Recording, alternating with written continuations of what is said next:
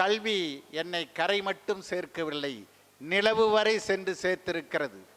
தமிழ் வழியில் அரசு பள்ளியில் படித்துத்தான் முன்னேறி இருக்கிறேன். தமிழ் எனக்கு தடையாக இருந்ததில்லை, படிக்கட்டாகவே இருந்திருக்கிறது. ஆம், தமிழால் முடியும், தமிழராய் முடியும். சொல்லது மட்டுமல்ல, செய்து காட்டியிருக்கிற நமது சிறப்பு விருந்தினர் இனி அவரும் நீங்களும். நன்றி, வணக்கம். விழா தலைவர் அரிமா டாக்டர் எல்.எம். ராமகிருஷ்ணன் அவர்களே, வரவேற்பு நிகழ்த்திய அரிமா பா. சிவகுமார் அவர்களே, முன்னிலையாக இருக்கும் அரிமா இரா அர்ஜுனன், அரிமா என்ஜினியர் பா. உதயகுமார், எதுவும் சாத்தியமே என்ற நூலுன் ஆசிரியரும் கூட, நான் இங்கே வருவதற்கு காரணமாக இருந்தவரும் அவர் தான் நினைக்கிறேன். அரிமா கொங்கு ரமேஷ் அவர்களே, அரிமா வி. ஹரிப்பிரகாஷ், அரிமா இரா சு. முரளிகிருஷ்ணன், அரிமா முத்துக்குமார், அரிமா பா. சதாசிவம், எல்லாரும் தாண்டி எனக்கு அறிமுகம் செய்யும் பொழுது நானே கேட்குற மாதிரி அவ்வளோ ஒரு இதாக அப்படி சிறப்பாக அவர் சொன்னார் இல்லையா, அரிமா மருத்துவர் தங்கராஜ் அவர்கள். என்ன அவர் வயசு என்னன்னு தெரியலை, கண்டிப்பாக ஞாபகத்தில் அவர் இன்னும் இளையவராகவே இருக்கிறார்னு நினைக்கிறேன். குழந்தைகள்லாம் கற்றுக்கணும், குழந்தைகளை நானும் கூட கற்றுக்கணும்னு நினைக்கிறேன். இப்படி மறதி இல்லாமல் பேச முடியுது, அதுவும் அவையில் பேச முடியுது அப்படிங்கிறது உண்மையிலேயே அவர் சித்த மருத்துவத்தை தாண்டி இந்த மருத்துவத்தையும் குழந்தைகளுக்கு சொல்லிக் கொடுக்கலான்னு நினைக்கிறேன். என்ன ரொம்ப நல்லா இருக்குது, ரொம்ப அருமையாக இருந்துச்சு. இதையும் தாண்டி இன்றைக்கு எல்லா இடத்துலையும் பார்த்தீங்கன்னா புத்தக கண்காட்சி அப்படின்னு வைப்பாங்க. அதை தாண்டி தமிழகம்தான் தற்போதைய காலகட்டங்களில் இது மாதிரி புத்தக திருவிழா அப்படின்னு 1, 2, 3 நடத்துகிறாங்க. அந்த வகையில் இந்த புத்தக திருவிழாவும் சிறப்பாக வந்திருக்கு. இது எல்லாம் கடந்து இன்னொன்று பார்த்தீங்கன்னா, புத்தகத்தில் எங்கேருந்து வந்து எழுத்தாளர்கள் பேசலாம், பேச்சாளர்கள் பேசலாம், ஆனால் எங்கூரிலும் எழுத்தாளர்கள் இருக்கிறார்கள் அப்படின்னு 3 எழுத்தாளர்களையும் காமிச்சிருக்கீங்க. இதுவும் இன்னும் சிறப்பாக இருக்குதுன்னு பார்க்க. ஏன்னா படிப்பது ஒன்று, படித்ததை புரிந்து அடுத்து இன்னொன்று எழுத்துக்கள் உருவாக்குவதற்குமான ஒரு இதே கொடுக்கக்கூடிய ஒரு பங்களிப்பு இருக்குது. அதில் அவர்களை அடையாளம் கண்டு அவர்களை அங்கீகரித்து இது மாதிரி பாராட்டுவதும் இன்னும் சிறப்பு. ஏன்னா அந்த சிறப்பெல்லாம் ஏன்னா திரும்ப நான் சொல்லுவது, நான் இந்த மேடையில் உட்கார்ந்த பொழுது திரும்ப யோசித்து பார்த்தேன். நான் எப்படி தாராபுரத்தில் புத்தக திருவிழாவில் இந்த கூட்டத்தில், கல்யாண மண்டபத்தில் இந்த கூட்டத்தில் ஆண்களும் பெண்களும் சரிசமமாக, ஏன்னா இந்த நிமிஷத்தில் பார்த்தீங்கன்னா 7 மணிக்கு மேலே ஆச்சு, 7:30 மணி இருக்குது, ஆண்களும் பெண்களும் சரிசமமாக இருக்கக்கூடிய ஒரு அவையாக இருக்கிற அவையில் நான் எப்படி இருக்கிறேன் அப்படிங்கிறத நான் யோசித்து பார்த்தேன். அதுவும் யோசித்து பார்த்துட்டு அவர் தங்கராஜ் அவர்கள் திரும்ப சொல்லும் பொழுது, அதெல்லாம் திரும்ப எல்லாம் பார்க்கும் பொழுது எனக்கு என்னுடைய ஞாபகம் பின்னோக்கி போச்சு.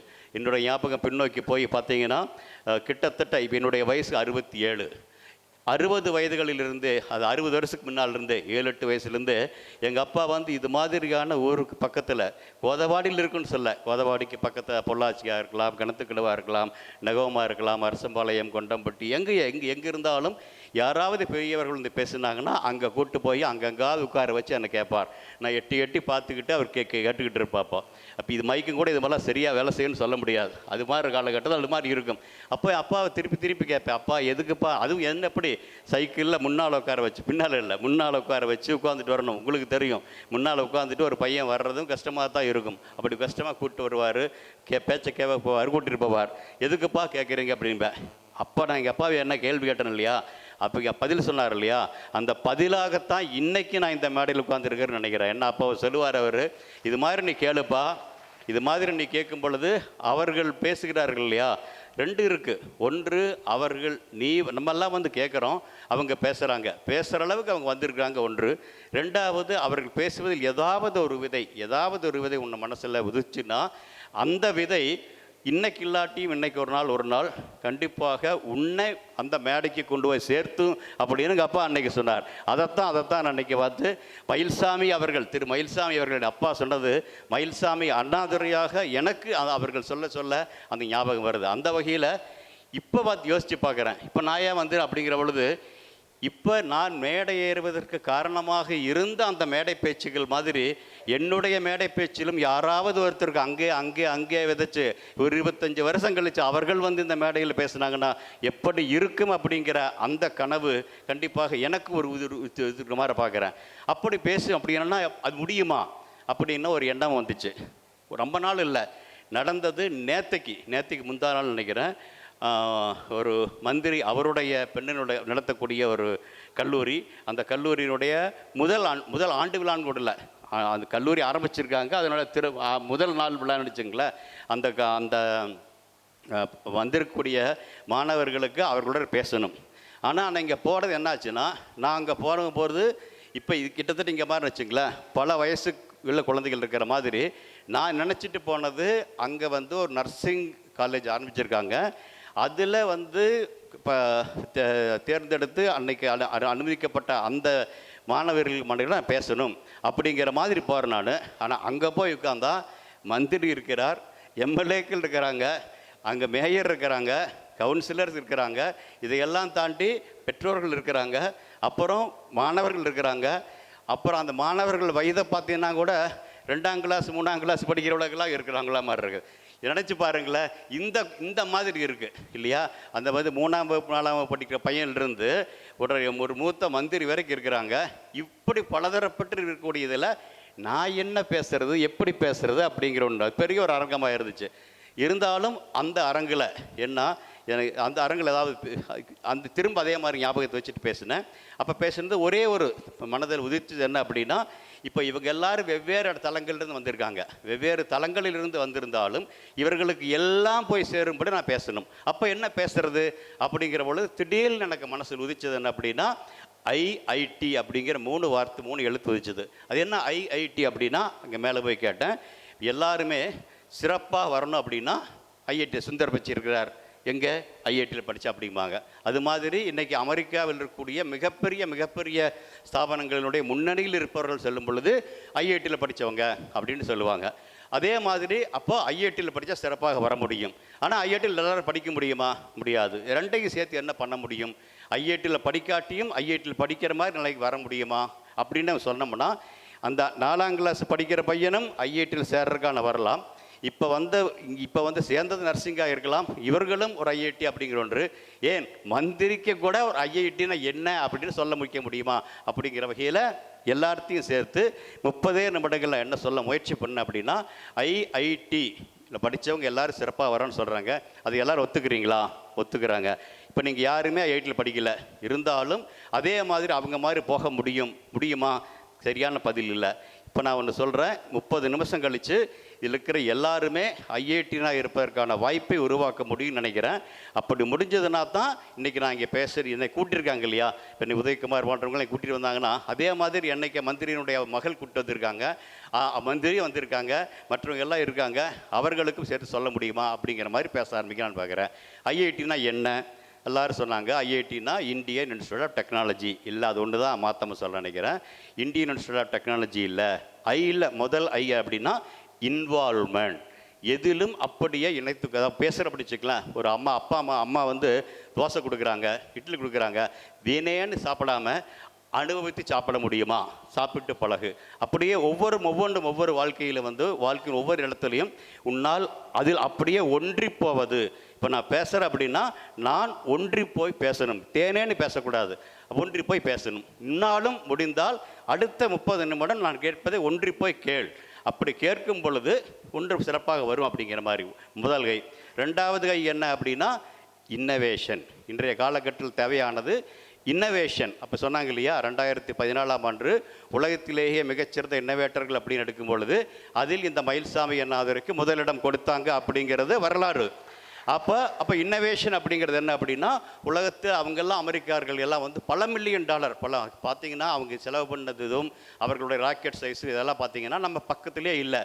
இருந்தாலும் அப்படி எல்லாம் இருந்தாலும் கூட அவர்கள் எல்லாம் பலமுறை நிலவுக்கு போனாலும் நிலவில் இறங்கினாலும் இறங்கி கண்டு மண்ணு கொண்டு எடுத்தாலும் எல்லாம் பார்த்துட்டு நிலவே ஒன்றுமே இல்லைன்னு சொல்லி முடிச்சுட்டு 30 வருஷமாக அந்த நிலவுக்கு போகாமல் திரும்ப செவ்வாய் அப்படின்னு அந்த பக்கம் போயிட்டு இருந்தவங்களை மாற்றி நம்ம மிக குறைந்த செலவிலேயே அமெரிக்காவே போயிருக்காத நாம எல்லாரும் தாய்மொழியிலேயே படித்த நாம எல்லாரும் சேர்ந்தும் கூட முதல் முறையாக சென்றாலும் கூட இந்தந்த இடத்தில் நிலவில் நீர் இருக்கிறது என்று முத்தாய்ப்பாக நம்ம சொன்னோம் அப்படின்னா அதற்கு காரணமாக இருந்தது அந்த இன்னோவேட்டிவ் அப்ரோச். நீ போயிருக்கலாம், நிலவு அதே நிலவாக இருக்கலாம், அன்றைக்கு நிறந்த நிலவில் நீர் இல்லாமல் இன்றைக்கி நான் போய் நீர் இருக்குதுன்னு இல்லை. அன்றைக்கு நீ சரியாக பார்க்காதனால் நிலவில் எந்த இடத்தில் நீர் இல்லை, எந்த இடத்தில் நீர் சொல்ல முடியல.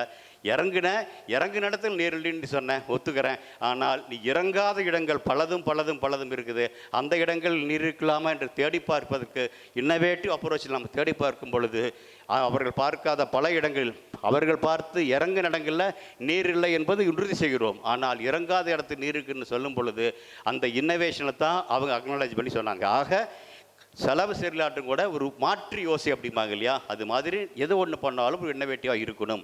அது நீ பள்ளிக்கூடத்தில் படித்தாலும் சரி, நீ காலேஜில் படித்தாலும் சரி, நீங்கள் எம்எல்ஏவாக இருந்தாலும் சரி, ஒரு மேயராக இருந்தாலும் சரி, மந்திரியாக இருந்தாலும் கூட இன்னோவேட்டிவ் அப்ரோச் இன்றைய காலகட்டங்களில் தேவை அப்படிங்கிற மாதிரி சொன்னேன். அந்த இன்னோவேஷன் இருக்கணும் எதுக்காக இருந்தாலும்.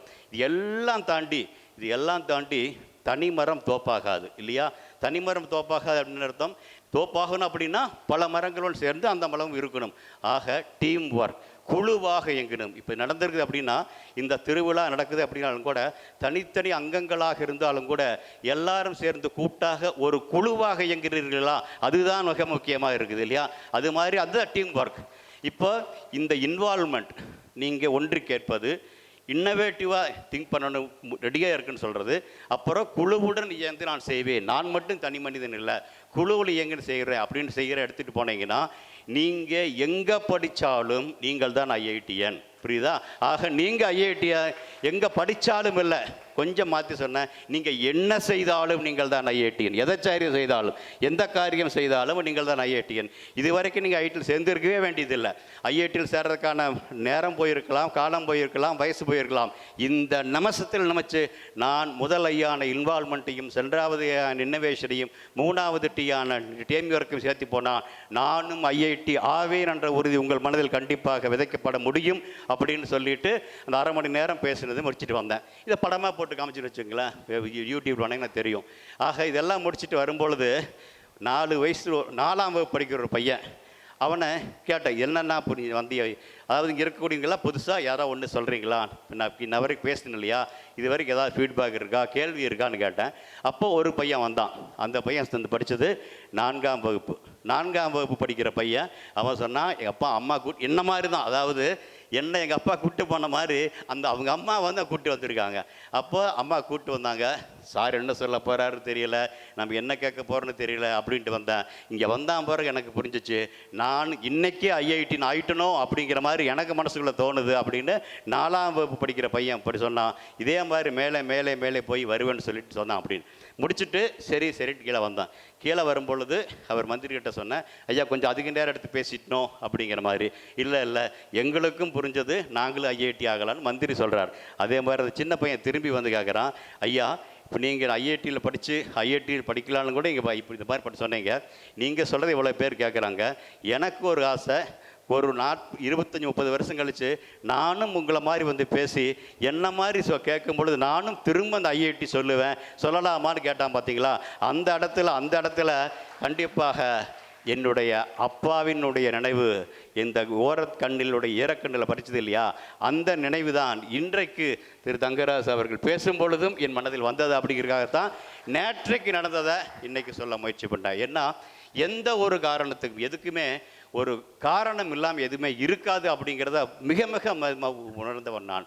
அந்த வகையில் இன்றைக்கு நான் மேடையில் பேசுகிறேன் அப்படின்னா கூட அதற்கும் எங்கோ இருந்து அந்த மாதிரி தெரியலாம். ஆனால் அதற்கும் காரணம் உண்டு. இது எல்லாம் விட நான் பேசுகிறேன் இல்லையா, இதை நீங்கள் கேட்குறீங்க இல்லையா, இதற்கும் காரணம் உண்டு என்று உங்கள் மனதின் ஓரத்தில் ஒரு இடத்துல ஒதிச்சு வச்சுக்கோங்க. அதுதான் சரியாக பார்க்குறேன். அந்த வகையில் தான் இந்த கேர்ள் வித் 17 ட்ரீம்ஸ், இந்த பொண்ணு நிறைய எனக்கு நிறைய மின்னஞ்சல்கள் வரும்.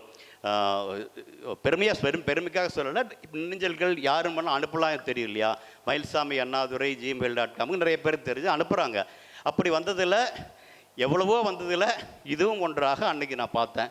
அன்றைக்கி பார்த்துக்கிட்டு இந்த பொண்ணு அப்புறம் நிறைய புத்தகங்களும் அனுப்புவாங்க, எப்படி இமெயில் மாதிரி இருக்குது.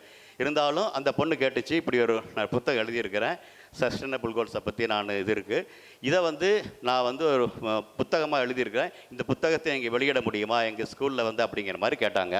அதை பார்த்தது எனக்கு தலைப்பே பிடிச்சது. ஏன்னா எ கேர்ள் வித் 17 ட்ரீம்ஸுங்கிறத தாண்டி ஒரு உள்ளடக்கமாக அநேகமாக அவங்க அம்மாவும் பொண்ணு சேர்ந்து எழுதுனாங்க, எப்படி இருந்தாங்க எனக்கு தெரியல. எனக்கு அந்த வந்த மின்கடிதத்தை பார்த்துட்டு, மின்னஞ்சலை பார்த்துட்டு, இப்போ லோகத்திற்கு மிக மிக முக்கியமான ஒன்றாக உலக தலைவர்கள் எல்லாம் சேர்ந்து பேசக்கூடிய ஒன்று, அதை 17 அங்கமாக பிரிச்சிருப்பாங்க. 14 கோல்ஸ் இருக்கும் இல்லையா. அதாவது உலகம் இப்போ சிறுசாக இருக்கணும் அப்படின்னா 2030க்குள்ளே 17 தலைப்புகளில் இதெல்லாம் செய்யணும். பசி இல்லாமல் பண்ணணும், நீருக்கு வரணும், சுகாதாரம் இருக்கணும், கல்வி இருக்கணும், எல்லாருக்கும் தொழில் இருக்கணும் அப்படின்னு 17 அங்கங்கள் இருக்கும். அதுக்கு மேலே 169 பிரித்து நடந்திருக்கு. 2015 ஐநா சபையில் பேசிய 3 வருடங்களில் நானும் அங்கிருந்து அவங்க கூட பேசியிருக்கேன். அதனால் எனக்கு அதை பற்றி என்ன தெரியும். இந்த பொண்ணு எழுதியிருக்குங்க பொழுது எனக்கு கொஞ்சம் இதாக இருந்துச்சு. சரி, நான் இது பண்ணலாம், ஆனால் உங்கள் பள்ளிக்கூடத்துக்கு வர முடியாது, தாராபுரமில் நான் இந்த புக்கு எக்ஸிபிஷன் இருக்குது, அதுக்கு நீ வர முடியுமா, வர முடிச்சதுன்னா நான் வேணா அவங்க கூட பேசுகிறேன், அமைப்பாளரோட பேசுகிறேன், நீ வெளியிடேன்னு சொன்னேன். அதே மாதிரி பேசியிருக்காங்க. இவர்களும் அதே மாதிரி ஒத்துருக்காங்க. இது எல்லாம் தாண்டி என்ன அப்படின்னா, இன்றைய விழாவினுடைய தலைவராக இருக்கார் இல்லையா டாக்டர் ராமகிருஷ்ணன் அவர்களும் இந்த புத்தகத்தை இதுக்கு முன்னையே படிச்சுட்டாங்க. அது பார்த்து தான் புரியும். அதாவது வயது வித்தியாசம் இல்லாமல் அந்த இடத்துல நடந்திருக்குது அப்படின்னு. அக்கினி குஞ்சென்று கன்றேன், அதை அங்கோடு பொந்திடை வைத்தேன், அது வெந்து தணிந்தது காடு, அதில் தளல் வீரத்தில் குஞ்சொன்று மூப்பொன்றும் உண்டோ. அப்படி வித்தியாசம் இல்லாமல் இன்றைக்கு மிக மிக தேவையானது, உலக நாடுகளுக்கெல்லாம் தேவையானது இந்த 17 தரைகள் எப்படி செய்யணும் பெரிய பேசுகிறாங்க. இதை கிட்டத்தட்ட இந்த பொன் வயதிலே இருக்கக்கூடிய இன்னொரு பொன் கிரேட்டா தம்பர்க் நினைக்கிறேன், அது ஐநா சபையில் அவங்களை எதிர்த்து கேட்டுச்சு.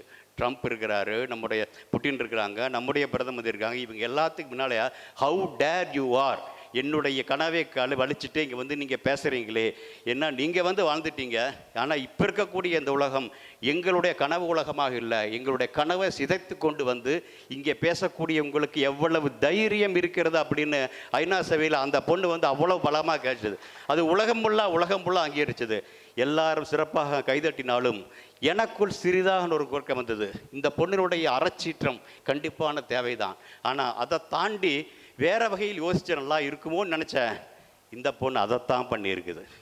தேரி பெறல என்ன 17 என்ன செய்ய முடியும் அப்படிங்கிற கனவை கதைகளாக எழுதியிருந்தாலும் இந்த கதைகளில் அதை தான் சொன்னேன். இந்த கதைகளில் இருக்கக்கூடியது இதை தாண்டி இப்படி யோசிக்கும் பொழுது என்ன இந்த வயசில் இது மாதிரி பாசிட்டிவ் திங்கிங் அப்படிம்பாங்க, நேர்மறையான எண்ணங்கள் அதை உருவாக்க முடிஞ்சுன்னா அதுதான் நமது வெற்றி. நம்முடைய இளம்பிராய குழந்தைகளுடைய மனதில் ஒரு பாசிட்டிவ் திங்கிங்கை, நேர்மறை எண்ணங்கள் இருக்க வேண்டும்.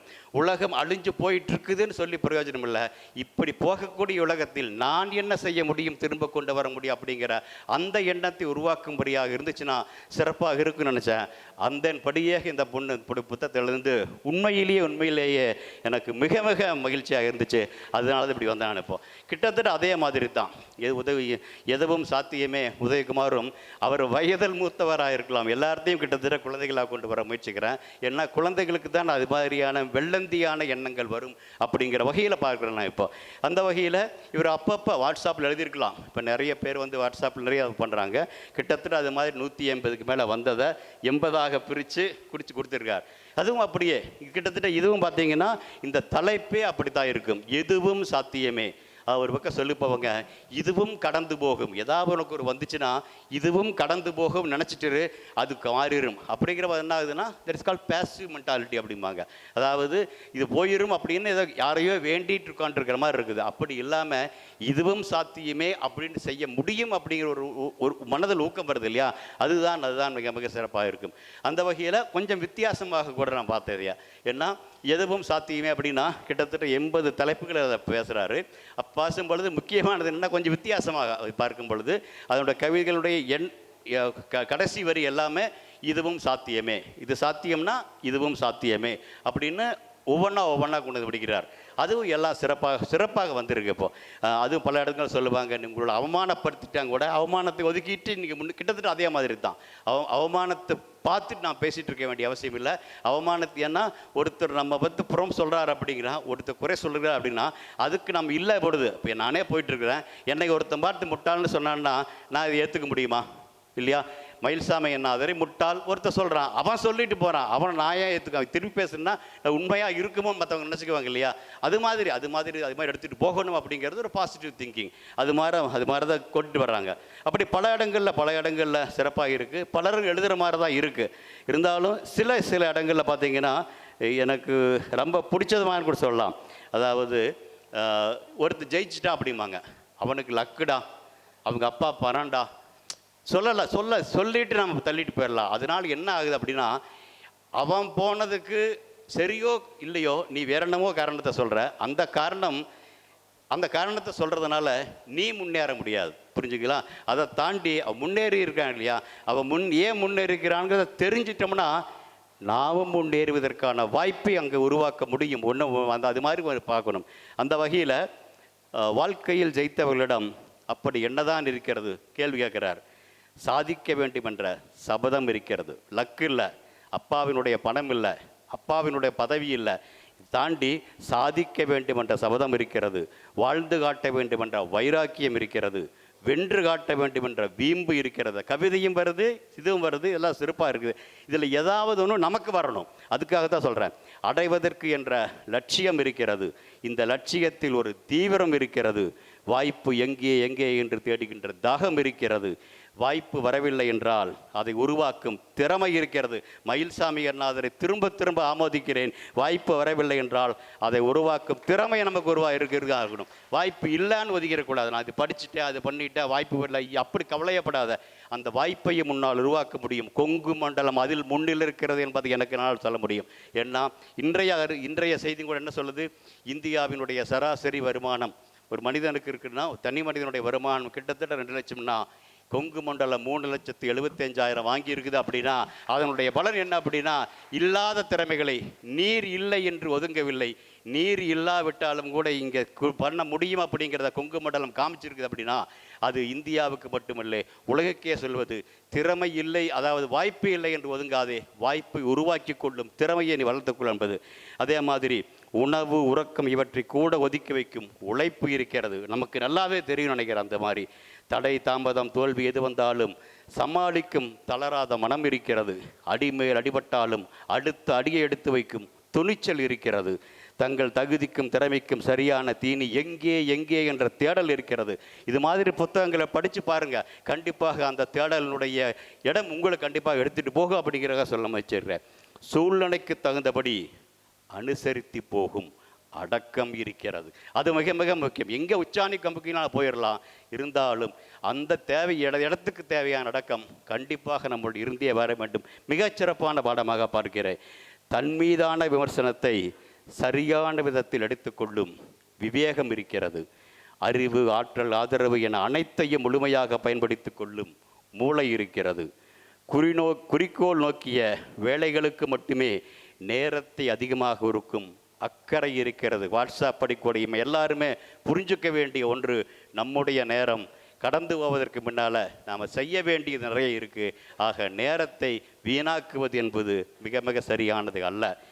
கடமைகள் காத்து கிடக்க வீண் பொழுதுபோக்குகளில் புத்தியை செலுத்தாத திடம் இருக்கிறது. நேற்றை விட இன்று எவ்வளவு வளர்ந்தோம் என அளந்து அறியும் ஆர்வம் இருக்கிறது. திரும்ப நான் அப்படியே பேசிக்குவேன்.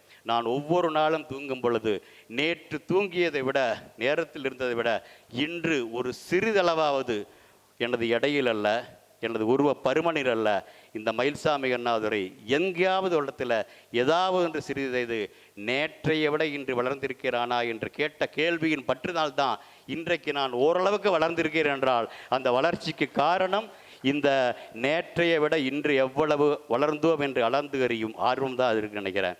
அத்தனைக்கும் அடிப்படையாய் அசைக்க முடியாத தன்னம்பிக்கை இருக்கிறது. இது எல்லாம் சாத்தியமெனில் இதுவும் சாத்தியமே. இந்த புத்தகத்தினுடைய சத்திய வாக்கியம் அதுதான். படித்து பாருங்க, மிக மிக சிறப்பாக இருக்கும். அதே மாதிரி தான் இன்றைக்கி ஃபுல்லாக பேசிகிட்டே போயிட மாட்டிருக்குது. இருந்தாலும் நெல்கூட்டி அது வந்து பார்த்திங்கன்னா நமக்கு சொன்ன மாதிரி அந்த கொங்கு வாசனை அப்பப்போ வருது. அதுவும் கடைசி கதையை பார்த்தீங்கன்னா சொல்லுவாங்க, நம்ம முயல் அப்படிங்கிறதெல்லாம் அந்த காலத்தில் அவ்வளோ பெருசாக நம்ம சொன்னதில்லை, மொசல்னு தான் நம்ம சொல்லுவோம் இல்லையா. அதை மொசக்கரியில் ஆரம்பித்து அந்த மனம், அந்த மொசக்கரி மனம் எனக்கு புரியுது என்ன அப்படின்னு நான் அதுக்காக சொல்ல வர்றேன். ஏன்னா மனம் மண்மனம் மாறாத அந்த இது கொண்டு போய் கொடுக்கணும். ஏன்னா இலக்கியம் என்பது எங்கேயே இருக்கிறது இல்லை, நம்ம குட்டையே இருக்குது. அதையும் கொண்டு போய் கடத்த வேண்டிய அவசியம் இருக்குது.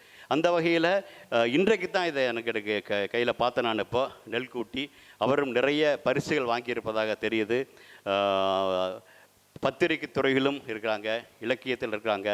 எல்லாம் அவர்களுக்கும் என்னுடைய வாழ்த்துக்கள். அதிகமாக படிச்சுட்டு தான் இன்னும் கொஞ்சம் சிறப்பாக சொல்லியிருக்க முடியும். இதெல்லாம் எதுக்காக சொல்ல வர்றேன் அப்படின்னா, இந்த இடங்கள்ல எல்லாம் வந்து இப்படியெல்லாம் ஒவ்வொன்றும் இந்த இடத்துல புத்தகத்திற்காக விழா எடுக்கும் அதே தருணத்தில் இந்த புத்தக விழாக்கள் வந்து நம்முடைய வாழ்க்கையை விழாவாக கொண்டாடுவதற்கான வாய்ப்பை கொடுக்கிறது அப்படிங்கிறதுக்காக.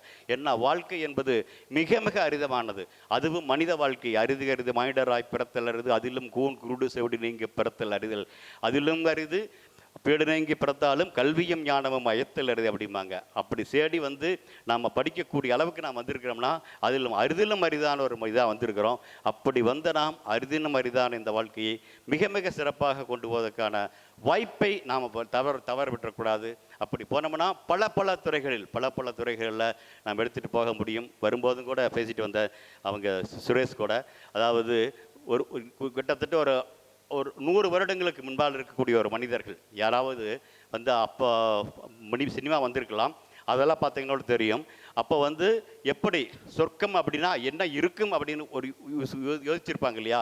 சொர்க்கம்னா என்ன இருக்கும், எனக்கு தேவையான சாப்பாடு நான் கேட்குற போது கிடச்சிடணும், நான் இங்கேருந்து ஒரு இடத்துக்கு போகணும்னா பறந்து போயிடணும், அங்கே எங்கேயோ இருக்காங்கன்னா அவர் கூட நான் நேரடியாக பேசிடணும், இப்படி எல்லாம் நினச்சிட்டு இருப்பாங்க இல்லையா. இப்போ இதெல்லாம் நடந்துட்டு இருக்குதே இல்லையா. நினச்ச நேரத்தில் நமக்கு தேவையானதை சொன்னால் சாப்பாடு வீட்டுக்கு வருது, சாப்பிட முடியும். ஸ்விக்கி இருக்குது, சொமோட்டோ இருக்குது, அது மாதிரி வருது. அதே மாதிரி எங்கள் இடத்துக்கு பறந்து போக முடியும். காலையில் புறப்பட்டேன், 10-12 மணிக்கு தான் புறப்பட்டேன். கோயம்புத்தூர் வந்தேன், தாராபுரம் வந்தேன், பேசுகிறேன். ரோடும் கூட போன முறை எனக்கு வந்த ரோடை விட இந்த வந்த ரோடு மிக மிக சிறப்பாக நான் பார்த்துருக்கிறேன். அப்படி சிறப்பாக போகும் பொழுது நம் முன்னால் அதாவது 50-60 வருடங்களுக்கு, அதாவது 100 வருடங்களுக்கு முன்னால் இருக்கக்கூடியவங்க யாராக இன்றைக்கி வந்தாங்கன்னா, இன்றைக்கி அதே மாதிரி வந்தாங்கன்னா இந்த இடம் ஒரு சொர்க்கம் அப்படின்னு சொல்வதற்கான கண்டிப்பான வாய்ப்பு இருக்குது. ஆனால் நாம் அப்படி இல்லை. அப்படி இருக்கக்கூடிய அந்த வாய்ப்புகளை நாம் சரியாக இல்லாமல் ஒரு மாதிரி குறை சொல்லி பேசுகிறோம். அந்த குறை சொல்லாமல் இருக்கணும் அப்படின்னா இது மாதிரியான பாசிட்டிவ் திங்கிங் இருந்துச்சுன்னா சிறப்பாக இருக்கும். குறைகள் இல்லைன்னு சொல்லலை, ஆனால் அந்த குறைகள் சொல்வதை விட அந்த குறைகளை நான் எப்படி நீக்க முடியும் அப்படிங்கிற வகையில் எடுத்துகிட்டு போவதும், இருக்கக்கூடிய நிறைகளை எல்லாம் சிறப்பாக பார்ப்பது. ஒரு மனிதன் இருக்கிறான் அப்படின்னா ஒரு மனிதனுடைய அங்கங்களில் சிறப்பாக இருக்கிறத பாருங்கள். அதே மாதிரி ஒரு மனிதன் பேசுகிறான்னா பேசுகளை பலதும் இருக்கலாம். ஏதாவது ஒன்று, இப்போ நான் இது வரைக்கும் பேசியிருக்கிறேன் 45 நிமிஷத்தில் எல்லா வார்த்தைகளுமே உங்களுக்கு மனசில் ஏறணும் அவசியம் இல்லை. ஏதாவது ஒன்று சரியாக பதியுமா அதை மட்டும் எடுத்துக்கொள்வோம், மற்றதை ஒதுக்குவோம். ஏன்னா நெல்மணி எடுத்துட்டோம்னா அந்த பதரை ஒதுக்கிட்டு தான் நாம் எடுத்து சாப்பாடு போடுறோம். நம்ம சாப்பாட்டுக்கு போகக்கூடிய ஒவ்வொரு வேலையும் அது ஒன்று பல வகையில் எடுக்கப்பட்டு தான் நமக்கு வருது. அதே மாதிரி வாழ்க்கையிலும் நல்லதை எடுத்துகிட்டு போனோம்னா எல்லாம் சிறப்பாக இருக்கும் அப்படிங்கிற நம்பிக்கை கண்டிப்பாக எனக்கு இருக்குது. அதுதான் ஒரு இடத்துல சொல்லுவாங்க, சுவாமி விவேகானந்தருடைய 125வது பிறந்த நாள் விழா கொண்டாடும் பொழுது அப்போ பல இடங்களில் போய் பேசுவதற்கான வாய்ப்பு எனக்கு கொடுக்கப்பட்டது. ஏன் அப்படின்னா, அதாவது இந்தியாவின் பல மாநிலங்களில் அந்த மாநிலத்தினுடைய தலைவர் தான் அதை கொடியேசித்து அவருடைய தேரை அனுப்பி வைப்பாங்க. அது மாதிரி இருந்தது இப்போ பல மாநிலங்களில். ஆனால் தமிழகத்தில் என்ன கொடிப்பினையோ என்னமோ தெரியல, எங்கள் அப்பா அம்மா முன்னிலையில் மயில்சாமியண்ணாதுரின் கையில் அந்த இதை கொடுத்து கோயம்புத்தூரில் ஆரம்பித்து தமிழ்நாடு முழுவதும் வரும்பாக அவங்க பண்ணாங்க. அப்போ பேசும் பொழுது ஒரு விளையாட்டாக வெள்ளந்தியாக சொன்னது என்ன சொல்லிட்டு அங்கே தான் முதல் முதலாக கொடியமைச்சு அனுப்பிச்சிட்டு இன்றைக்கி நான் டெல்லி போகிறேன், எல்லாம் சரியாக போகும் பட்சத்தில் நாம் அடுத்த வருடத்துக்கு இந்த வருடத்துக்குள்ளே செவ்வாய் கிரகத்திற்கு ஒரு கலன் அனுப்பிச்சிருவோம். எல்லாம் சரியாக வரும் பட்சத்தில் ஒரு வருடம் பொழிந்து தேர் இங்கே வரும் பொழுது செவ்வாயில் முதலாக நம்முடைய நாட்டின் சுற்றிய நம்முடைய செயற்கைக்கோளை அனுப்பிய முதல் நாடாக இந்தியா வர முடியும் அப்படிங்கிற மாதிரி சொல்லிட்டு வந்தேன் நான். இப்போ அதே மாதிரி நடந்துச்சு. என்னை திருப்பி என்னை கூப்பிடும் பொழுது அப்போ விவேகானந்தருடைய அவையில் இது மாதிரி ஒரு வார்த்தை சொன்னதுக்கே ஒரு வீரியம் இருக்கும் பொழுது விவேகானந்தர் சொன்ன ஒரு வீரியமான ஒரு வார்த்தை எனக்கு ஞாபகம் வந்துச்சு. என்ன சொன்னார்? 100 இளைஞர்களை கொடுங்கள், உலகத்தையே இந்த உலகத்தை மாற்றி காமிக்கிறேன்னு சொன்னார் இல்லையா? அவர் போய் கிட்டத்தட்ட 100 வருஷத்துக்கு முன்னே சொல்லிட்டார். 125வது பிறந்தநாள் கொண்டாடுறோம். அவருடைய 39 வருடங்கள் வரை போனவர். கிட்டத்தட்ட 100 வருடங்களுக்கு முன்னே சொன்னது, 100 வருடங்களில் எவ்வளவு 100 இளைஞர்கள் வந்து போயிருப்பாங்க, ஏன் நடக்கலை அப்படிங்கிற பொழுது அப்போ சொன்ன நான், இல்லை கனவு காணுங்கள் என்றார் கலாம். அந்த கலாமே மேதக கலாமே அவர்களே கூட செவ்வாய்க்கு அனுப்பணும்னு ஒரு கனவு அவர் காலத்தில் கண்டிருந்தால் முடிந்திருக்காது. இன்று கிடைத்த வாய்ப்புகளால் இன்று நாம் சாதித்திருக்கிறோம். அதனால் அவர் சொன்னது, விவேகானந்தர் சொன்னது அன்று சொன்ன அந்த இளைஞர்களுக்காக அல்ல நண்பர்களே, இன்று சொன்ன இளைஞர்களான நமக்காக இருக்கணும் அப்படிங்கிற மாதிரி சொன்னேன். இப்போ விளையாட்டுக்காரங்கள் இல்லையா இந்த குழந்தைகள், இந்த இளைஞர்கள்?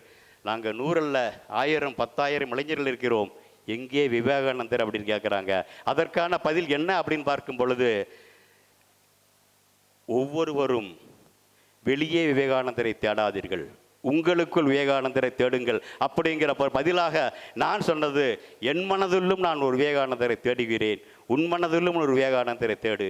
கண்டிப்பாக 150வது ஆண்டு விழாவை நாம் விவேகானந்தர்கள் கொண்டாடும் பொழுது இந்தியா கண்டிப்பாக முதல் நிலையில் இருந்தே தீரும் அப்படிங்கிற மாதிரி சொல்லியிருக்கேன். கண்டிப்பாக அது நடக்கும்னு நினைக்கிறேன். அதை நோக்கிய பாதையில் போயிருக்கிறோம்.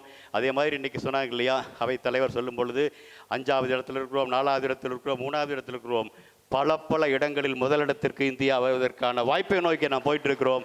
அதற்காக இளைஞர்கள் என்று சொல்லும் பொழுது வயதில் இளைஞர்கள் மட்டுமல்ல, மனதில் இளைவர்களாக இருக்கக்கூடிய ஒவ்வொருவரையும் கேட்டுக்கொள்கிறேன். நம்மால் முடியும் என்றால் கண்டிப்பாக இதுவும் முடியும் பொழுது இதுவும் சாத்தியமே என்று சொல்கிறேன். நன்றி. வணக்கம்.